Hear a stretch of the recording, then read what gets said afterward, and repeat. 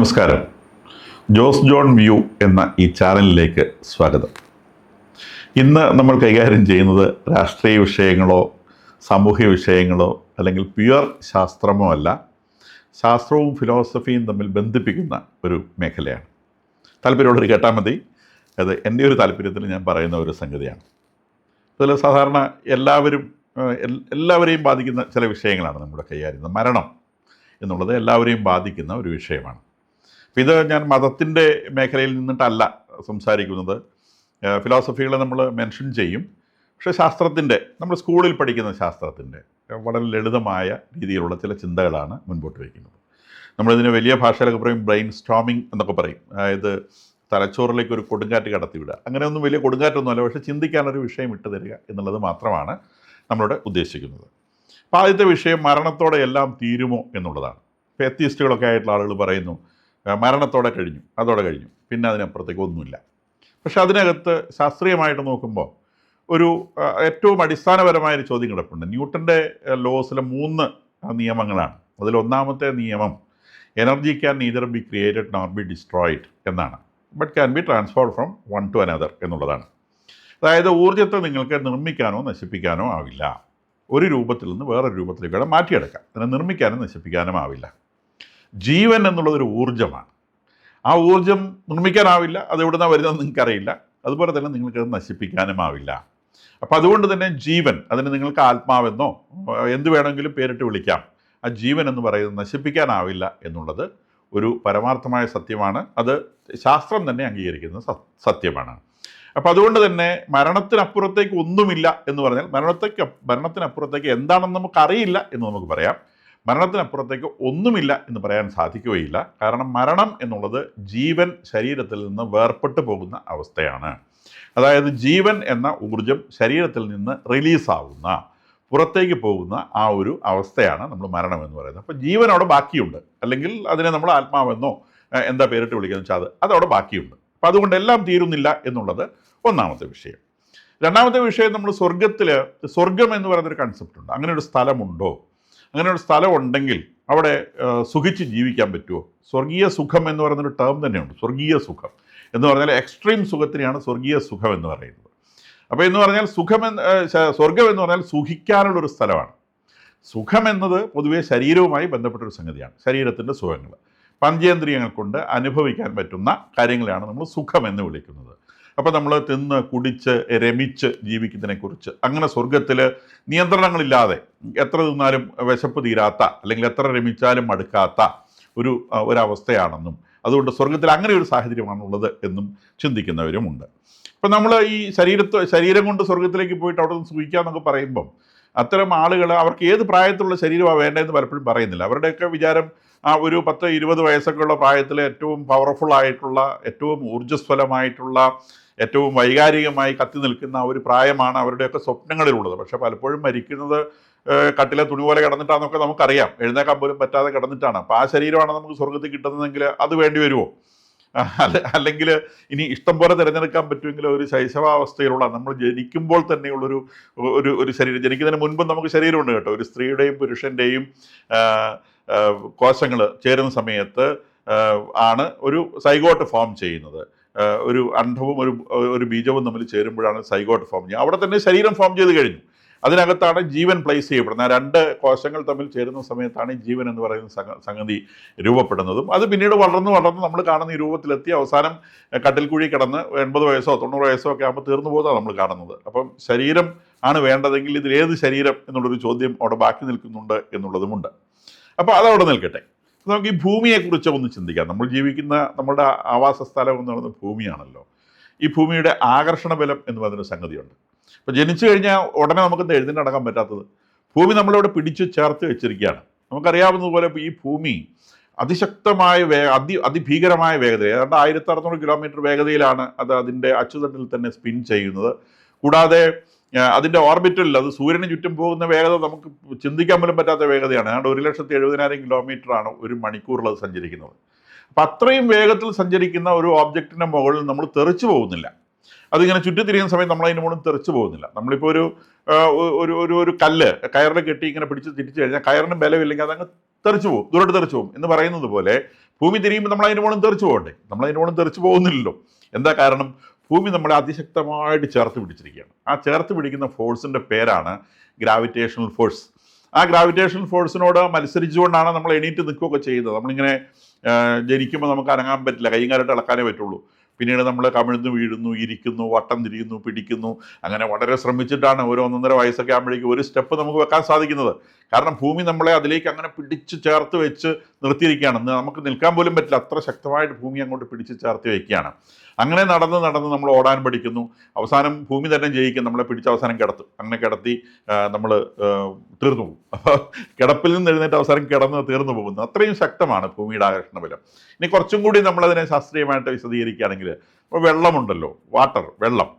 18 gram വെള്ളത്തിൽ എത്ര തന്മാത്രകളുണ്ടെന്ന് അറിയാമോ? 18 ഗ്രാം വെള്ളത്തിനെ സയൻസിൽ ഒരു മോൾ എന്ന് വിളിക്കും. ആ പേര് നിങ്ങൾ വിട്ടേക്ക് കേട്ടോ. ആ 18 ഗ്രാം വെള്ളത്തിൽ 6.02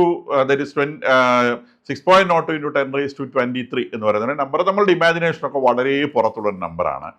ഇത്തരം കാര്യങ്ങളൊന്നും നമുക്ക് ഇമാജിൻ ചെയ്യാൻ കഴിയില്ല.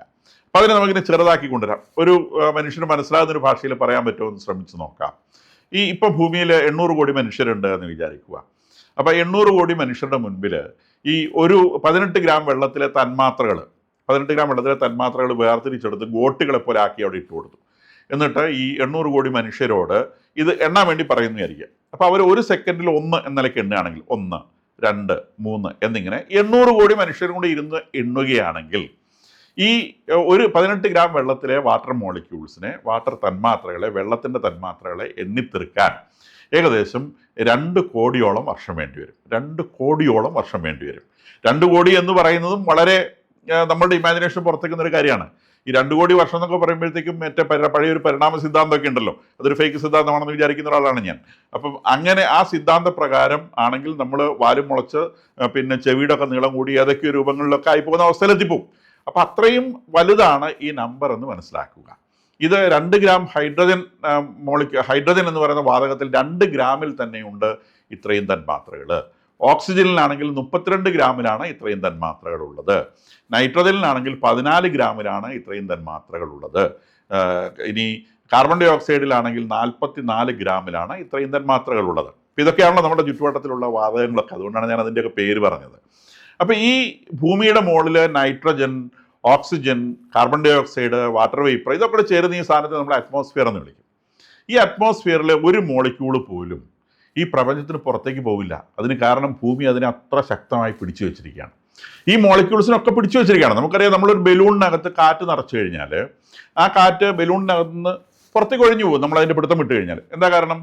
മർദ്ദം കൂടിയ ഭാഗത്ത് നിന്ന് മർദ്ദം കുറഞ്ഞ ഭാഗത്തേക്ക് ഒഴിഞ്ഞു പോവുക, അല്ലെങ്കിൽ മൂവ് ചെയ്ത് പോവുക എന്നുള്ളത്, ഡിഫ്യൂസ് ചെയ്ത് പോവുക എന്നുള്ളത് ഗ്യാസിൻ്റെ സ്വഭാവമാണ്. എല്ലാ ഗ്യാസിൻ്റെയും സ്വഭാവമാണ്. അങ്ങനെയാണെങ്കിൽ ഭൂമിയുടെ മേലെയുള്ള ഈ വാതകങ്ങളൊക്കെ, നൈട്രജനും ഓക്സിജനും കാർബൺ ഡൈ ഓക്സൈഡും ഒക്കെ, ഒരു വാതകത്തിൻ്റെ തരി പോലും ഇല്ലാത്ത സ്പേസിലേക്ക് അങ്ങ് പോകേണ്ടതല്ലേ? ഈ ബലൂണിൽ നിന്ന് കാറ്റ് ഒഴിഞ്ഞു പോകുന്നത് പോലെ അങ്ങ് മേലോട്ട് പോവേണ്ടതല്ലേ? അങ്ങനെ പോകുന്നില്ലല്ലോ. എന്താ അങ്ങനെ പോവാതിരിക്കാൻ കാരണം? അങ്ങനെ പോവാതിരിക്കാൻ കാരണം ഭൂമി അതിനെ അതിശക്തമായി പിടിച്ചു വയ്ക്കുന്നത് കൊണ്ടാണ്. അതായത് ഭൂമിയുടെ ചുറ്റുമുള്ള എല്ലാ തന്മാത്രകളെയും അതിശക്തമായി പിടിച്ചു വയ്ക്കും. ഈ ഭൂമിയുടെ പിടുത്തത്തിൽ നിന്ന് പുറത്തേക്ക് പോകാൻ ഒരു തന്മാത്രയെ പോലും ഭൂമി അനുവദിക്കില്ല. ഭൂമിയുടെ സ്വന്തമായിട്ടുള്ള സാധനങ്ങളെല്ലാം ഭൂമി പിടിച്ചു വെക്കും. ഒന്നിനെയും മൂപ്പര് പുറത്തേക്ക് പോകാൻ സമ്മതിക്കില്ല. മനസ്സിലാക്കണം, ഊർജ്ജം എന്ന് പറയുന്ന സാധനത്തിൽ നിന്ന് വ്യത്യസ്തമാണ് കേട്ടോ. ഊർജ്ജത്തിനെ ആർക്കും പിടിക്കാനൊന്നും കിട്ടിയില്ല. അത് അതിന് ഇഷ്ടമുള്ള വഴിക്ക് പോകും. അതിന് ഗ്രാവിറ്റേഷൻ ഫോഴ്സിന് ഊർജ്ജത്തെ ഇൻഫ്ലുവൻസ് ചെയ്യാൻ സാധിക്കുകയില്ല എന്നുള്ള കാര്യവും മനസ്സിലാക്കണം. സൂര്യൻ്റെ ഊർജ്ജം, താപം നമ്മളുടെ ഭൂമിയിലേക്ക് വരുന്നു, ഭൂമി ചൂടാവുന്നു, ആ താപം അതുപോലെ അത് റിഫ്ലക്ട് ചെയ്ത് പിന്നീട് അത് പുറത്തേക്ക് പോകും, അല്ലെങ്കിൽ റേഡിയേറ്റ് ചെയ്ത് പുറത്തേക്ക് പോകും, അതിന് ഇഷ്ടമുള്ള സ്ഥലത്തേക്ക് പോകും. ഊർജ്ജത്തെ ഗ്രാവിറ്റേഷൻ ഫോഴ്സിനൊന്നും ചെയ്യാൻ പറ്റില്ല. ഈ മാസ്സുള്ള സാധനങ്ങളെ, തൂക്കമുള്ള സാധനങ്ങളെയാണ് ഭൂമി പിടിച്ചു വെക്കുക. അല്ലെങ്കിൽ ഭൂമിയുടെ ആകർഷണ ബലം ഒരു വസ്തുവിന് മേലെ പ്രയോഗിക്കപ്പെടുന്നതിനാണ് നമ്മൾ തൂക്കം എന്ന് പറയുന്നത് എന്ന് വേണമെങ്കിലും പറയാം. കൂടുതൽ സയൻസിലേക്ക് പോകുന്നില്ല. അപ്പോൾ അതാണ് ഭൂമിയുടെ ആകർഷണ ബലം എന്ന് പറയുന്നത്. ഇനി നമ്മളുടെ ശരീരം എന്ന് പറഞ്ഞാൽ എന്താണ്? നമ്മൾ ആദ്യമേ പറഞ്ഞു, ഒരു അണ്ടവും ബീജവും ചേർന്നിട്ടാണ് നമ്മുടെ ശരീരത്തിൻ്റെ ആദ്യ രൂപം എന്ന് പറയുന്നത്. അത് പിന്നീട് അമ്മയുടെ ശരീരത്തിൽ നിന്ന് ഭക്ഷണ വസ്തുക്കൾ സ്വീകരിച്ച് വലുതായി അതിന് കൈയും കാലും മൂക്കും കണ്ണും ഒക്കെ വെച്ച് അത് 9 മാസം 9 ദിവസം ആകുമ്പോൾ പുറത്തു വന്ന് പിന്നീട് അത് അവിടുന്ന് പാല് കുടിച്ച് പിന്നെ ഭക്ഷണം കഴിച്ച് വളർന്ന് നമ്മളിപ്പോൾ കാണുന്ന ആ രൂപത്തിലാവുന്നു. നമ്മുടെ ശരീരത്തിൽ കെമിക്കലായിട്ട് നോക്കിയാൽ ഉള്ളത് ഒരു 60% വെള്ളമാണ്. പിന്നെ പ്രധാനമായിട്ടുള്ള കുറേ പ്രോട്ടീൻ ഉണ്ട്, കുറേ ഫാറ്റ് ഉണ്ട്, ഒരു 4% മിനറലുണ്ട്, കുറച്ച് കാർബോഹൈഡ്രേറ്റ്സ് ഉണ്ട്, കുറച്ച് ന്യൂക്ലിക് ആസിഡ് ഉണ്ട്, കുറച്ചേറെ കുറേശ്ശെയുള്ള എലമെൻസും ഉണ്ട്. അപ്പോൾ ഇത് എല്ലാം കൂടെ ചേർന്ന ഒരു മനുഷ്യൻ എന്ന് പറയുന്നത്. അപ്പോൾ നല്ലതുപോലെ ഒന്ന് ഉണക്കിയെടുത്താൽ തന്നെ നമ്മുടെ 60% വെയിറ്റ് അങ്ങ് പോകും കേട്ടോ, കാരണം 60% വെള്ളമാണ്. അപ്പോൾ ഇത് ഒരു മനുഷ്യൻ മരിച്ചു കഴിയുമ്പം അയാളുടെ ശരീരത്തിൽ നിന്ന് ജീവൻ വേർപെട്ട് പോയി. പിന്നെ ഈ ശരീരം എന്താ നമ്മൾ ചെയ്യുക? ഈ ശരീരത്തിന് ഒന്നുകിൽ നമ്മൾ കുഴിച്ചിടും, അല്ലെങ്കിൽ നമ്മൾ കത്തിക്കും. അപ്പോൾ കത്തിക്കുകയാണെങ്കിൽ എന്താ സംഭവിക്കുക? കത്തിക്കുകയാണെങ്കിൽ ഞാൻ ഈ പറഞ്ഞ മിനറൽസ് ഒഴികെ ബാക്കിയുള്ളത് ഓർഗാനിക് കോമ്പൗണ്ട്സ് ആണ്. അത് പ്രോട്ടീനും ഫാറ്റും കാർബോഹൈഡ്രേറ്റും ന്യൂക്ലിക് ആസിഡും ഒക്കെയാണ്. ഈ സാധനങ്ങളൊക്കെ അന്തരീക്ഷത്തിലെ ഓക്സിജനുമായിട്ട് ചേർന്ന് ഓക്സിഡേഷൻ എന്ന് പറഞ്ഞൊരു പ്രോസസ്സ് നടക്കും. ഇതൊക്കെ കെമിക്കലായിട്ട് റിയാക്ട് ചെയ്ത് കാർബണൊക്കെ കാർബൺ ഡൈ ഓക്സൈഡ് ആയിട്ട് പോകും, പിന്നെ അല്ലെങ്കിൽ വാട്ടർ മോളിക്യൂളായി ഹൈഡ്രജനൊക്കെ വാട്ടർ മോളിക്യൂളായിട്ട് പോകും. കാർബണും ഹൈഡ്രജനാണ് ഏറ്റവും കൂടുതലുള്ളത്. അതൊക്കെ വാട്ടർ മോളിക്യൂളും കാർബൺ ഡൈ ഓക്സൈഡ് ആയിട്ടായി പോകും. മറ്റ് നൈട്രജൻ കോമ്പൗണ്ട്സ് ഉണ്ടെങ്കിൽ അത് ഓക്സൈഡ്സ് ഓഫ് നൈട്രജൻ ആയിട്ട് പോകും. അങ്ങനെയൊക്കെ പോയി പിന്നെ ബാക്കി മിനറൽസ് എന്ന് പറയുന്ന കുറച്ച് കാൽഷ്യവും കുറച്ച് ഫോസ്ഫറസും കമ്പൈൻഡ് ഫോമിൽ ജനറലി കാർബണേറ്റോ ഫോസ്ഫേറ്റോ ഒക്കെ ആയിട്ടാണ് ഉണ്ടാവുക. അത് ശരി, അത് മണ്ണിലോട്ട് ചേർന്ന് അതങ്ങ് അലിഞ്ഞു പോവുകയും ചെയ്യും. അതായത് ഒരു മനുഷ്യനെ കത്തിച്ചു കഴിഞ്ഞാൽ പിന്നെ ഒരു മോളിക്യൂൾ പോലും അതിനകത്ത് സെപ്പറേറ്റ് ചെയ്തെടുക്കാൻ കിട്ടില്ല. ഒന്നുകിൽ അത് അന്തരീക്ഷത്തിലേക്ക് അലിഞ്ഞു ചേരും, കാർബൺ ഡൈ ഓക്സൈഡും വാട്ടർ മോളിക്യൂളും മറ്റ് ഓക്സൈഡ്സും ഒക്കെ ആയിട്ട് അന്തരീക്ഷത്തിലേക്ക് അലിഞ്ഞു ചേരും. ബാക്കിയുള്ള മിനറൽസൊക്കെ അതിൻ്റെ ഓക്സൈഡ്സോ അല്ലെ കാർബണൈറ്റ്സോ ഒക്കെ ആയിട്ട് ഈ ഭൂമിയിലേക്ക് മണ്ണിൻ്റെ കൂട്ടത്തിലങ്ങ് അലിഞ്ഞ് ചേർന്നങ്ങ് ഡിസിപ്പേറ്റ് ചെയ്ത് പോകും. അപ്പോൾ അവൻ്റെ ശരീരത്തിൽ ഒരു സാധനവും പിന്നെ അവിടെ ബാക്കി ഉണ്ടാവുകയില്ല. നമ്മൾ നേരത്തെ സൂചിപ്പിച്ചതുപോലെ അന്തരീക്ഷത്തിലേക്ക് പോയി സാധനത്തിന് ഒന്നും പുറത്തേക്ക് പോകാൻ പറ്റില്ല. അത് ഭൂമി അതിനെ പിടിച്ചു വയ്ക്കും. ഏത് മോളിക്യൂളാണെങ്കിലും പിടിച്ചു വയ്ക്കും. ഒന്നിനെ എങ്ങോട്ടും വിടില്ല. ഭൂമിയുടേതായിട്ടുള്ള ഒരു സാധനത്തിനെ ഒന്നിനേക്കും വിടുകയില്ല. ഇനി നമ്മൾ കുഴിച്ചിടുകയാണെങ്കിൽ ഇതേ പ്രോസസ്സാണ് സംഭവിക്കുന്നത്, വേറൊരു വഴിക്കാന്ന് മാത്രം. നമ്മളെ പുഴുവും ഉറുമ്പും അങ്ങനെയുള്ള സാധനം എല്ലാം കൂടെ തിന്നു തീർക്കും. ഇപ്പോൾ ഒരു മനുഷ്യൻ്റെ ശരീരം കഴിഞ്ഞ ദിവസങ്ങളിൽ ഇങ്ങനെ നമ്മൾ വാട്സാപ്പിലൊക്കെ പടം വന്നിരുന്നു, ഒരാൾ മുറിക്കകത്ത് കിടന്ന് മരിച്ചുപോയി. 1 മാസം കഴിഞ്ഞപ്പോഴാണ് കണ്ടത്. 1 മാസം കഴിഞ്ഞ് കണ്ടപ്പോൾ അയാളുടെ ശരീരത്തിൽ ഇറച്ചി അശേഷമില്ലായിരുന്നു, എല്ല് മാത്രമേ അവിടെ കിടക്കുന്നുണ്ടായിരുന്നുള്ളൂ. ബാക്കിയുള്ളത് മുഴുവൻ എവിടെ പോയി? അത് മുഴുവൻ പുഴു തിന്നുപോയി, ഈച്ച തിന്നുപോയി, പാറ്റ തിന്നുപോയി, ഉറുമ്പ് തിന്നുപോയി. ഇതൊക്കെ തന്നെ കുഴിച്ചിട്ടാലും സംഭവിക്കുന്നത്. അവിടെ നമ്മൾ കുഴിക്കുന്ന സ്ഥലത്തേക്ക് എത്താൻ പറ്റുന്ന ഉറുമ്പുകളും പുഴുക്കളും എല്ലാം കൂടി ചേർന്ന് അതിനെ തിന്നു തീർക്കും. അപ്പോൾ തിന്നു കഴിയുമ്പോൾ എന്താ സംഭവിക്കുക? നമ്മൾ ഭക്ഷണം കഴിച്ചാലൊക്കെ സംഭവിക്കുന്ന കാര്യം തന്നെ ഇവർ ഭക്ഷണം കഴിച്ചാലും സംഭവിക്കണേ. നമ്മൾ ഭക്ഷണം കഴിക്കുമ്പോൾ എന്താ സംഭവിക്കണേ? നമ്മൾ കാർബോഹൈഡ്രേറ്റ് പോലുള്ള സാധനങ്ങൾ ഭക്ഷണമായിട്ട് കഴിക്കുന്നു, ഫാറ്റ് ഭക്ഷണമായിട്ട് കഴിക്കുന്നു, പ്രോട്ടീൻസ് ഭക്ഷണമായിട്ട് കഴിക്കുന്നു. ഇത് ഭക്ഷണമായിട്ട് ഉള്ളിൽ ചെല്ലുന്ന സമയത്ത് അത് ആഗിരണം ചെയ്ത് നമ്മുടെ കോശങ്ങളിൽ എത്തും, സെല്ലിനകത്ത് എത്തുമ്പോൾ അവിടെ ഓക്സിഡേഷൻ സംഭവിക്കും. മൈറ്റോകോൺട്രിയ എന്നൊരു സാധനമുണ്ട്, അത് അവിടെ ഓക്സിഡൈസ് ചെയ്യും. ഈ ഫുഡിനെ ഓക്സിഡൈസ് ചെയ്തിട്ട് കാർബൺ ഡൈ ഓക്സൈഡും വാട്ടറും ആക്കി മാറ്റി ഊർജ്ജത്തിനെ നമ്മുടെ ശരീരത്തിന് തരും. ഇല്ലെങ്കിൽ വേറെ ഏതെങ്കിലും മോളിക്യൂൾ നിർമ്മാണത്തിന് വേണ്ടി അതിൻ്റെ ചില ഭാഗങ്ങൾ ഉപയോഗിക്കും. അതായത് കത്തിക്കുമ്പോൾ എന്താണോ സംഭവിക്കുന്നത്, നമ്മൾ വെറുതെ വെച്ച് കത്തിക്കുമ്പോൾ എന്താണോ സംഭവിക്കുന്നത്, അതേ കാര്യം തന്നെയാണ് നമ്മൾ ഭക്ഷണം കഴിക്കുമ്പം നമ്മുടെ കോശങ്ങൾക്കകത്ത് പോയിട്ട് സംഭവിക്കുന്നത്. ഓക്സിഡേഷൻ എന്ന് പറഞ്ഞ പ്രോസസ്സാണ്. അപ്പോൾ ഒന്നുകിൽ പുഴുവിൻ്റെ വയറ്റിൽ പോയിട്ട് നിങ്ങൾക്ക് ഓക്സിഡൈസ്ഡ് ആവാം, അല്ലെങ്കിൽ നേരെ കത്തിക്കുന്ന സമയത്ത് അങ്ങനെ ഓക്സിഡൈസ്ഡ് ആവാം. അങ്ങനെ 2 ഓപ്ഷനേ ഒരു ഡെഡ് ബോഡിക്കുള്ളൂ. എന്തായാലും ശരി, അത് ഓക്സിഡൈസ് ചെയ്യപ്പെട്ടു പോയി, അത് നമ്മുടെ കയ്യിൽ നിന്ന് പോയി. അതായത് ശരീരത്തിൻ്റെ ഒരു പൊടി പോലും നിങ്ങൾക്ക് ആർക്കും ഭൂമിയുടെ ഈ ആകർഷണ ബലത്തിൽ നിന്ന് നമുക്ക് ആർക്കും പുറത്തേക്ക് കൊണ്ടുപോകാനാവില്ല. അപ്പോൾ ഈ സ്വർഗം എന്ന് പറഞ്ഞൊരു സ്ഥലത്തേക്ക് ഈ ശരീരവും ചുവന്നുകൊണ്ട് പോവുക എന്ന് പറഞ്ഞൊരു പരിപാടി നടക്കുകയില്ല എന്നുള്ളതാണ് നമ്മൾ പറഞ്ഞതിൻ്റെ രത്നച്ചുരുക്കം എന്ന് പറയുന്നത്. ഭൂമിയെ സംബന്ധിച്ച് അതിൻ്റെ കൈകളിൽ കിട്ടുന്ന അല്ലെങ്കിൽ അതിൻ്റെ പിടുത്തത്തിലുള്ള അതിൻ്റെ ഗ്രാവിറ്റേഷൻ ഫോഴ്സിലുള്ള ഒരു സാധനത്തെയും അത് പുറത്തേക്ക് വിടുകയില്ല. പലപ്പോഴും നമ്മൾ പറയും നമ്മൾ കാണാത്തതൊന്നും വിശ്വസിക്കുകയില്ല, നമ്മൾ കാണുന്നത് മാത്രമേ വിശ്വസിക്കുകയുള്ളൂ. ഞാൻ ഈ പറഞ്ഞ കാര്യമൊക്കെ വളരെ ലളിതമായ ശാസ്ത്രമാവട്ടെ, ഞാൻ വലിയ റോക്കറ്റ് സയൻസ് ഒന്നും പറഞ്ഞില്ല. സ്കൂളിൽ പഠിക്കുന്ന കാര്യങ്ങളായി പറഞ്ഞ എല്ലാം സ്കൂളിൽ പഠിക്കുന്ന കാര്യങ്ങളാണ്. പക്ഷേ സ്കൂളിൽ നമുക്ക് മനസ്സിലായിട്ടുണ്ടാവില്ല. നമ്മുടെ ഒരു പ്രായത്തിൻ്റെ തകവിലൊക്കെ നമുക്ക് ഇത്തരം കാര്യങ്ങൾ ചിന്തിച്ചെടുത്ത് നമുക്ക് മനനം ചെയ്യാൻ സാധിക്കുകയുള്ളൂ. അപ്പോൾ അത് ഞാൻ നിങ്ങളുടെ മുൻപിൽ ഇങ്ങനെ വെച്ച് തന്നു എന്ന് മാത്രം. അപ്പോൾ നമ്മൾ കാണുന്നത് മാത്രമേ നമ്മൾ വിശ്വസിക്കുകയുള്ളൂ എന്ന് പറയുമ്പോൾ ഓർക്കണം, നമ്മൾ എങ്ങനെയാണ് കാണുന്നത്? നമ്മൾ കാണുന്ന പ്രോസസ്സ് നമുക്കറിയാം. ഇലക്ട്രോ മാഗ്നറ്റിക് റേഡിയേഷൻ എന്ന് പറഞ്ഞൊരു സാധനമുണ്ട്. അത് സൂര്യനിൽ നിന്നാണ് ഇങ്ങോട്ട് വരുന്നത്. Electro magnetic radiation, radio wave ഉണ്ട്, മൈക്രോവേവ് ഉണ്ട്, ഇൻഫ്രാറെഡ് റേഡിയേഷൻ ഉണ്ട്, വിസിബിൾ റേഡിയേഷൻ ഉണ്ട്, അൾട്രാവയലറ്റ് റേഡിയേഷൻ ഉണ്ട്, എക്സ്റേസ് ഉണ്ട്, കോസ്മിക് റേസ് ഉണ്ട്. ഇതെല്ലാം കൂടി ചേരുന്ന ആ വലിയ ഒരു സഞ്ചയത്തെയാണ് നമ്മൾ ഇലക്ട്രോ മാഗ്നറ്റിക് റേഡിയേഷൻ എന്ന് പറയുന്നത്. അപ്പോൾ ഈ ഇലക്ട്രോ മാഗ്നറ്റിക് റേഡിയേഷനിൽ ലൈറ്റ് എന്ന് പറയുന്നത്, വിസിബിൾ ലൈറ്റ് എന്ന് പറയുന്നത് വളരെ ചെറിയൊരു ഭാഗം. ഈ ഇലക്ട്രോ മാഗ്നറ്റിക് റേഡിയേഷൻ കേരളത്തോളം വലിയൊരു സ്കെയിലിൽ നമ്മൾ പ്ലോട്ട് ചെയ്യുകയാണെങ്കിൽ ഈ ഇലക്ട്രോ മാഗ്നറ്റിക് റേഡിയേഷൻ വല്ല ഏതാനും സെൻറ്റിമീറ്ററേ വരുള്ളൂ, അത്രേ ഉള്ളൂ. അപ്പോൾ ആ വിസിബിൾ റേഡിയേഷൻ ഉപയോഗിച്ചിട്ടാണ് നമ്മൾ കാണുന്നത്. ഈ വിസിബിൾ റേഡിയേഷൻ എന്ന് പറയുന്ന ആ തരംഗങ്ങൾ ഏതെങ്കിലും ഒരു വസ്തുവിൽ വീണ് അത് തിരിച്ച് പ്രതിഫലിച്ച് നമ്മളുടെ കണ്ണിൽ പതിക്കുമ്പോഴാണ് നമ്മൾ ആ വസ്തുവിനെ കാണുന്നത്. അതായത് പ്രതിഫലിച്ച് വരണം. എന്നാൽ ആ ലൈറ്റ് ഒരു വസ്തുവിൻ്റെ മേലെ ചെന്ന് അത് അവിടുന്ന് റിഫ്ലക്റ്റ് ചെയ്ത് നമ്മളുടെ കണ്ണിൽ എത്തുന്ന സമയത്ത് നമ്മൾ ആ വസ്തുവിനെ കാണുന്നു. അങ്ങനെയാണ് കാഴ്ച സംഭവിക്കുന്നത്.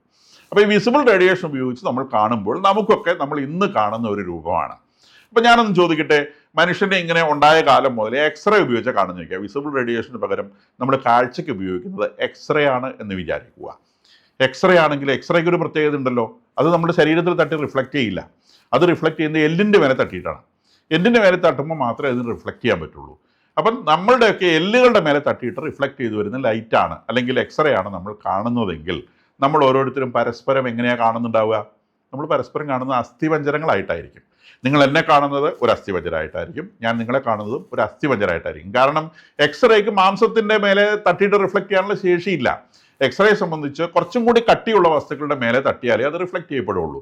അപ്പോൾ എല്ലിൻ്റെ മേലെ തട്ടിയാലേ റിഫ്ലക്റ്റ് ചെയ്യപ്പെടുള്ളൂ. അപ്പോൾ നമ്മൾ ഓരോരുത്തരും അസ്ഥിപഞ്ജരങ്ങളായി കാണപ്പെടും. അങ്ങനെ ഒരു ലോകത്താണ് നമ്മൾ ജീവിക്കുന്നതെങ്കിൽ ഇത്തരം ഒരു ശരീരം ഉണ്ടായിരുന്നു എന്ന് പറഞ്ഞാൽ നമ്മൾ വിശ്വസിക്കുമോ? തീർച്ചയായിട്ടും നമ്മൾ വിശ്വസിക്കുകയില്ല. കാരണം നമ്മൾ കാണാത്തൊന്നും വിശ്വസിക്കുകയില്ല. ഈ ഒരു കൺസെപ്റ്റിനെ വെച്ചുകൊണ്ട് എടുത്ത ഒരു സിനിമയുണ്ടല്ലോ, നമ്മുടെ മലയാളത്തിൽ വളരെ പ്രശസ്തമായ മോഹൻലാൽ അഭിനയിച്ച ഒരു സിനിമ, ഓസ്കാറിന് വരെ പോയ സിനിമയാണ്. അതിൻ്റെ പേര് ഗുരു എന്നാണ്. സിനിമയിൽ കാഴ്ചശേഷിയില്ലാത്ത മനുഷ്യരെ കുറിച്ചാണ് പ്രതിപാദിക്കുന്നത്.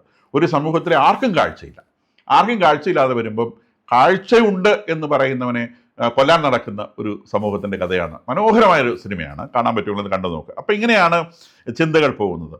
ഇനിയിപ്പോൾ ഇത്തരം കാര്യങ്ങളെക്കുറിച്ചൊക്കെ ഇത് ഇന്ന് ഞാനാദ്യം ചിന്തിച്ച വിഷയമൊന്നുമല്ല. മനുഷ്യനുണ്ടായ കാലം മുതൽ തന്നെ ഇത്തരം വിഷയങ്ങൾ മരണത്തിന് ശേഷം എന്ത് എന്നുള്ളത് മനുഷ്യനെ സംബന്ധിച്ച് ഏറ്റവും പ്രധാനപ്പെട്ട ചോദ്യമാണ്. ഇതിനെ ബേസ് ചെയ്താണ് ഈ മതങ്ങളെല്ലാം രൂപപ്പെട്ടിട്ടുള്ളത്. മരണത്തിന് ശേഷം എന്ത് എന്നുള്ളതാണ് എല്ലാ മതങ്ങളുടെയും പ്രധാനപ്പെട്ട ചോദ്യം എന്ന് പറയുന്നത്. അപ്പം അതിൽ വളരെ സ്ട്രോങ് ഫിലോസഫിയുള്ള ബൈബിളിക്കൽ തോട്ട്സിൽ എന്ത് പറയുന്നു? ബൈബിളിക്കൽ തോട്ട്സിൽ ക്രിസ്തു പറയുന്നത് ഞാൻ നിങ്ങൾക്ക് ഭവനങ്ങൾ ഉണ്ടാക്കാൻ പോകുന്നു എന്നാണ്. അതായത് ക്രിസ്തുവിൻ്റെ ആശയപ്രകാരം ഈ ശരീരം എന്ന് പറയുന്നത് ആത്മാവ് എന്ന് പറയുന്ന ഊർജത്തിന് താമസിക്കാനുള്ള ഒരു ഭവനമാണ്. It's A house. അത് താമസിക്കാനുള്ള ഒരു വീടാണ്, ഒരു ഭവനമാണ്. ഈ ഭവനം വിട്ട് ആത്മാവ് പുറത്തേക്ക് പോയി കഴിഞ്ഞാൽ അതിനെ താമസിക്കാൻ വേറൊരു ഭവനം ലഭിക്കും. അതൊരു ശരീരമാണ് എന്നൊരിക്കലും പറഞ്ഞിട്ടില്ല. അതിന് ഒരു ഭവനം ലഭിക്കും എന്നുള്ളതാണ് ബൈബിളിക്കൽ തോട്ടിൽ പറഞ്ഞു വയ്ക്കുന്ന സംഗതി. ഉദാഹരണമായിട്ട് ഇലക്ട്രോൺ എന്ന് പറയുന്നത്, ഇലക്ട്രോൺ ഒരു ആറ്റത്തിനകത്ത് നിൽക്കുമ്പോൾ ആ ആറ്റം ഇലക്ട്രോൺ താമസിക്കുന്ന സ്ഥലമാണ്, ഭവനമാണ്. ആ ഇലക്ട്രോൺ അവിടെ നിന്ന് റിലീസ് ആവാൻ പറ്റും, ആ ആറ്റത്തിൽ നിന്ന് പുറത്തേക്ക് പോകാൻ പറ്റും. പുറത്തേക്ക് പോയാൽ പിന്നെ അതിൻ്റെ അവസ്ഥ വേറൊരു ആറ്റത്തിൽ കയറിയാൽ മാത്രമാണ് അതിന് അത്തരത്തിലൊരു രൂപം കിട്ടുക. അപ്പം ഇവിടെ ഈ മനുഷ്യ ശരീരത്തിൽ ഉൾക്കൊണ്ടിരിക്കുന്ന ഊർജ്ജം, അതിനെ പാർട്ടിക്കിളിനെ ബോക്സ് മോഡൽ എന്നൊക്കെ പറഞ്ഞുകൊണ്ട് വേണമെങ്കിൽ ക്വാണ്ടം മെക്കാനിക്സിൽ നമുക്ക് എത്തിയാൽ പറ്റും. നമ്മൾക്ക് ക്വാണ്ടം മെക്കാനിക്സ് ഒക്കെ പഠിപ്പിച്ചിട്ടാണ് ഇത്തരം ചിന്തകളൊക്കെ നമ്മുടെ തലയ്ക്കകത്ത് കയറി വന്നത് എന്നുള്ളത് വേറെ വിഷയം. അപ്പോൾ പാർട്ടിക്കിളിനെ ബോക്സ് മോഡൽ എന്ന് പറയുന്നത് പോലെ നമ്മളുടെ ഈ ഊർജ്ജത്തെ ഒരു ബോക്സിനകത്ത്, ഒരു പാത്രത്തിനകത്ത് ഒതുക്കി വെച്ചിരിക്കുകയാണ്. ആ പാത്രമാണ് ഈ ശരീരം എന്ന് പറയുന്നത്. ഈ ശരീരമാകുന്ന പാത്രത്തിൽ നിന്ന് ആ ജീവൻ പുറത്തേക്ക് പോയി കഴിഞ്ഞാൽ അത് വേറൊരു പാത്രത്തിൽ, അത് ശരീരമാകണമെന്ന് യാതൊരു നിർബന്ധവുമില്ല. പ്രപഞ്ചത്തിൽ അത്തരം, അല്ലെങ്കിൽ യൂണിവേഴ്സൽ അത്തരം, അല്ലെങ്കിൽ ദൈവത്തിന്, ഞാൻ ഒരു ദൈവവിശ്വാസിയാണ്, ദൈവത്തിന് അത്തരം പാത്രങ്ങൾ നിർമ്മിക്കാവുന്നതേ ഉള്ളൂ. അത്തരം പാത്രത്തിൽ ഈ ഊർജ്ജത്തെ വെക്കാവുന്നതേ ഉള്ളൂ.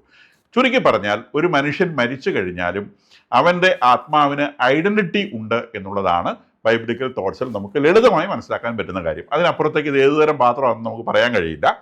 അതിന് ഐഡൻറ്റിറ്റി ഉണ്ട്, അത് തീർന്നു പോകുന്നില്ല, അതിന് ഐഡൻറ്റിറ്റി ഉണ്ട്. ഇനി ഭാരതീയ ചിന്ത അനുസരിച്ചാണെങ്കിൽ ഭാരതീയ ചിന്ത പറയുന്നത് ഈ മനുഷ്യജീവൻ അല്ലെങ്കിൽ ആത്മാക്കൾ എന്ന് പറയുന്നത് അഗ്നിയിൽ നിന്ന് പൊട്ടിത്തെറിക്കുന്ന അഗ്നിസ്ഫുലിംഗങ്ങൾ പോലെയാണ്. അഗ്നി എന്നുള്ളത് പരമാത്മാവാണ്.